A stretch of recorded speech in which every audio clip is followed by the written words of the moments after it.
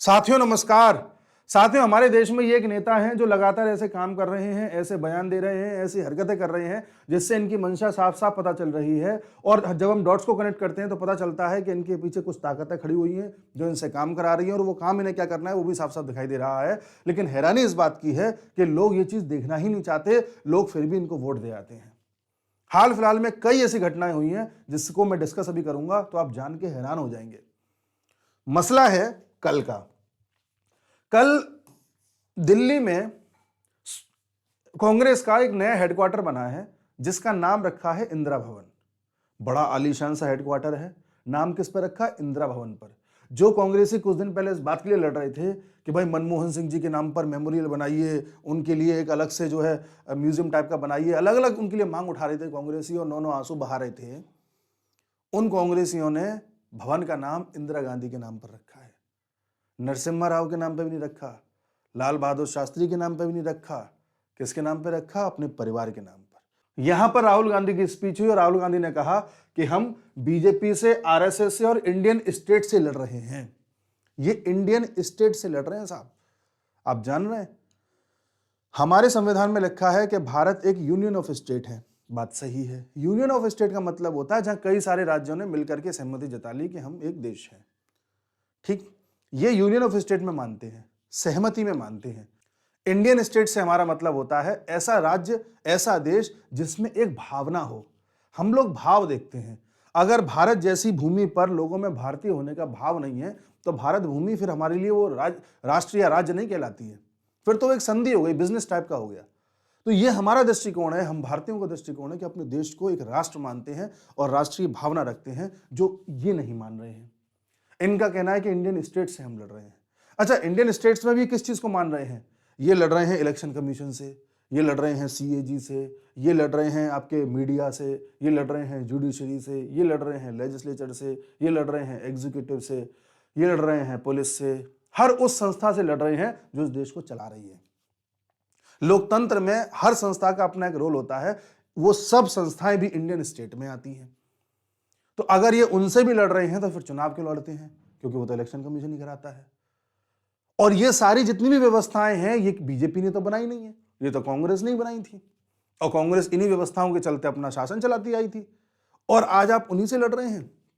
दरअसल आप उनसे नहीं लड़ रहे हैं, आप उस भावना से लड़ रहे हैं जो भारतीयता कहलाती है। आपको यह डर सता रहा है कि हिंदू कहीं दोबारा एक ना हो जाए।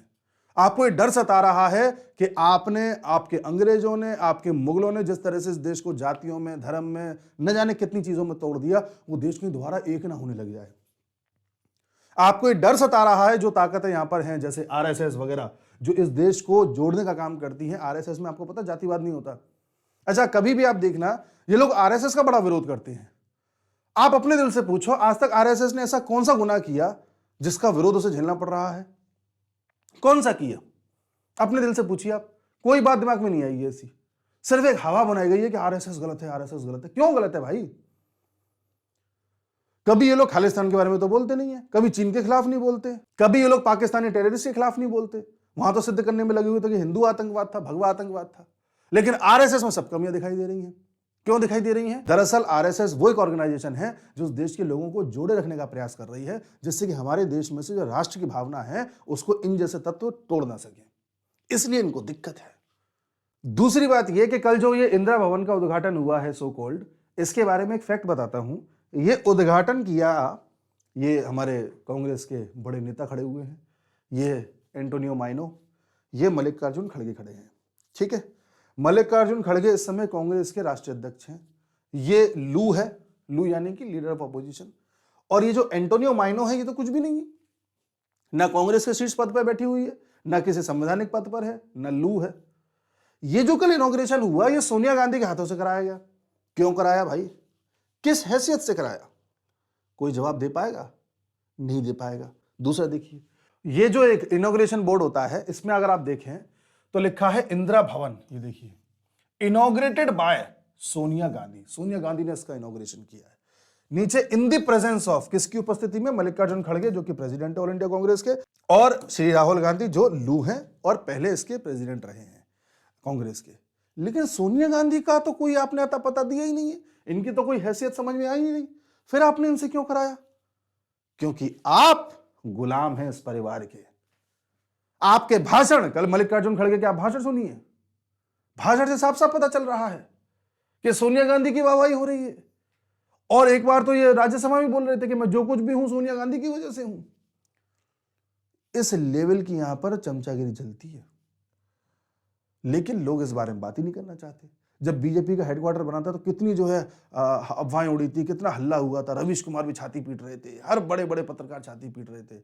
लेकिन इतना आलीशान इन्होंने पूरा अपना इंदिरा भवन बनवाया है, इस पर कोई बात तक करने वाला नहीं है। यही दोगलापन है साहब, इसलिए तो हमें वीडियो बनाने पड़ते हैं। तो सोनिया गांधी ने इसको इनॉग्रेट किया कल, चर्चा का विषय ये है।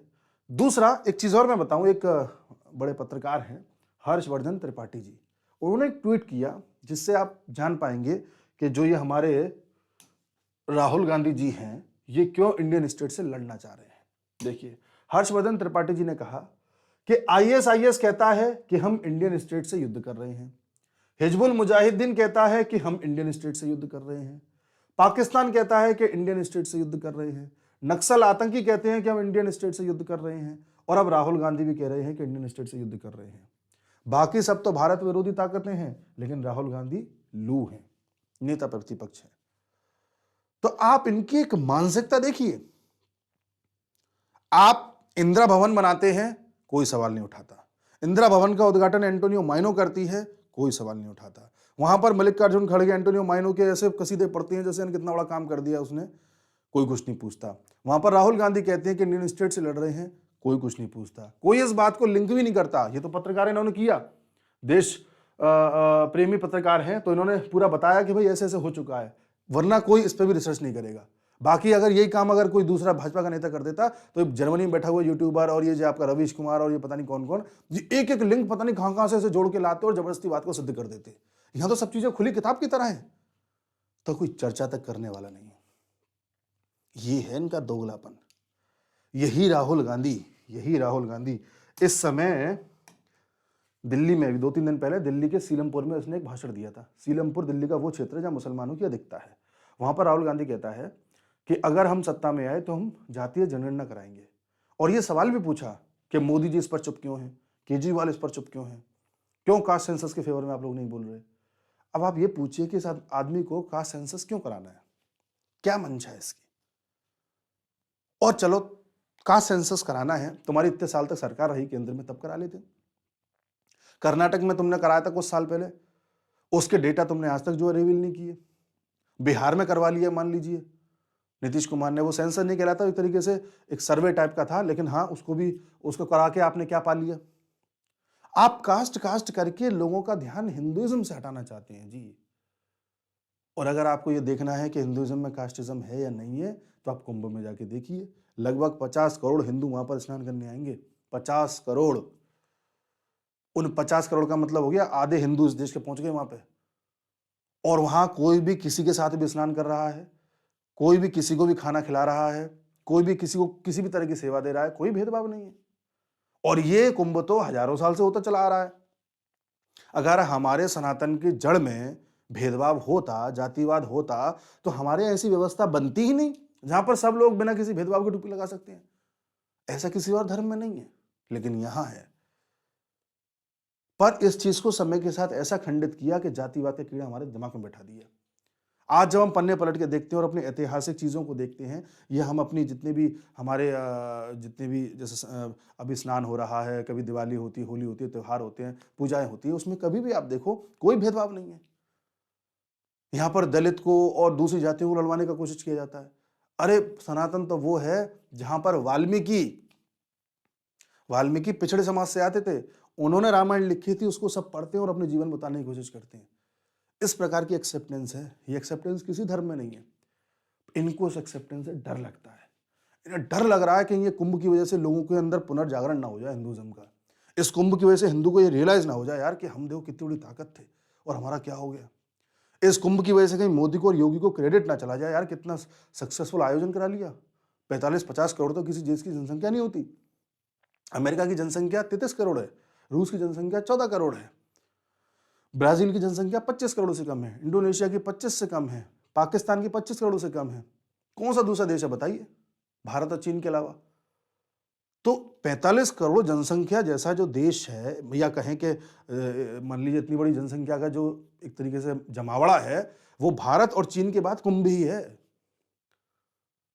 तो इसको मैनेज करने का मतलब होता है कि आपकी बिल्कुल एडमिनिस्ट्रेशन पावर एकदम उच्चतम है, जो इनको पच नहीं रही। और लगातार इनकी कोशिशें हैं, आरएसएस को टारगेट करो, अडानी को टारगेट करो। अडानी को टारगेट ये लोग कर रहे हैं। आप जानते हैं डेली अडानी और इस्कॉन ग्रुप मिलकर के कुंभ में 1 लाख श्रद्धालुओं को डेली प्रसाद खिला रहे हैं। यही अडानी है जिसने डूबती हुई गीता प्रेस को उठाने के लिए उनको कुछ पैसे दिए और बोला कि आप 1 करोड़ कॉपीज छापिए आरती संग्रह की, और कुंभ में फ्री में बंटवाऊंगा मैं। यही अडानी है जिसने इस भूखे नंगे बांग्लादेश को बिजली दी, और बांग्लादेश 5 से 7 हजार करोड़ लेके बैठा है, भी बिल दे ही नहीं रहा, वापस पैसा नहीं दे रहा। यही अडानी है जो समय समय पर ऐसे जाने कई काम करते हैं जो हमारे सनातन के लिए बड़े उपयोगी होते हैं, लेकिन ये गाते वाते ज्यादा नहीं है, इसलिए इनको अडानी से दिक्कत है। यही अडानी है जिन्होंने कई नीलामियों में, आपको पता है दुनिया में कहीं भी अगर पोर्ट लेना है, मान लीजिए फिलीपींस का कोई बंदरगाह है, कोई पोर्ट है, उस पर आपको डेवलपमेंट का काम करना है, अडानी को मान लो काम करना है, तो उस पोर्ट पे एक नीलामी टाइप की होती है, समय समय पे ऑक्शन होता है कि हाँ भाई चाइना बताओ आप कितना पैसा लगा रहे हो, चाइना ने कहा इतना, आप कितना लगा रहे हो इतना, आप कितना लगा रहे हो इतना, अडानी ने कहा सबसे ज्यादा हम लगा रहे हैं, ठीक है ये पोर्ट का काम अब अडानी को दिया गया। इस तरह से अडानी ने कई मामलों में चाइना को पछाड़ के दुनिया के पोर्ट्स पर अपने प्रोजेक्ट लिए हैं, चाहे फिलीपींस हो, चाहे इजराइल हो, चाहे केन्या हो, ऐसे श्रीलंका हो, ऐसे न जाने कितने देश हैं। जैसे ही चाइना को पछाड़ते हैं अडानी, तुरंत अडानी का यहां विरोध होने लग जाता है। भाई ऐसा क्यों? आज तक राहुल गांधी ने अडानी का तो खूब विरोध कर लिया, मोदी का कर लिया, सबका कर लिया, चाइना का कभी विरोध किया? कोई नहीं पूछता। चाइना जब अक्साई चीन में अभी एग्रेशन दिखा रहा था, तो डेली राहुल गांधी क्या कहते थे कि मोदी डर गया, मोदी डर गया, मोदी डर गया। जब पीछे हट गया तो क्या राहुल गांधी ने ये कहा कि चीन डर गया, चीन डर गया, चीन डर गया? कभी नहीं बोलेंगे। 2009 में, फिर 2017 में ये राहुल गांधी की चीन से जो मुलाकात हुई थी गुपचुप करके, उस मुलाकात में क्या बातें हुई कभी रिवील करी? इन्होंने 2008-2009 में जो एमओयू साइन किया था, मेमोरेंडम ऑफ अंडरस्टैंडिंग, चीन और राहुल गांधी के बीच, कांग्रेस के बीच एक एमओयू साइन हुआ है। उस एमओयू में क्या लिखा है आज तक किसी ने ओपन नहीं किया। किस बात पर अंडरस्टैंडिंग बनी थी आप दोनों की? इस पर तो कोई सवाल ही नहीं पूछता। और आप ऐसी भाषाएं क्यों बोल रहे हैं जो भाषाएं इस तरह की ताकतें बोलती हैं? इस पर भी कोई नहीं पूछ रहा। दिक्कत यहां है। अभी भी अगर किसी को ये लगता है कि बहुत बड़े देशभक्त हैं, तो भगवान उसका भला करे, उससे ज़्यादा ब्रेन वॉश्ड कोई नहीं है। और आपको लग रहा है कि अगर हम सच्चाई दिखा रहे हैं तो हम कोई जो है बीजेपी के आदमी हो गए, तब भी आपका कोई कुछ नहीं कर सकता। हम इसलिए दिखा रहे हैं क्योंकि कोई और नहीं दिखा रहा। हमारा काम ही यही है। जय हिंद।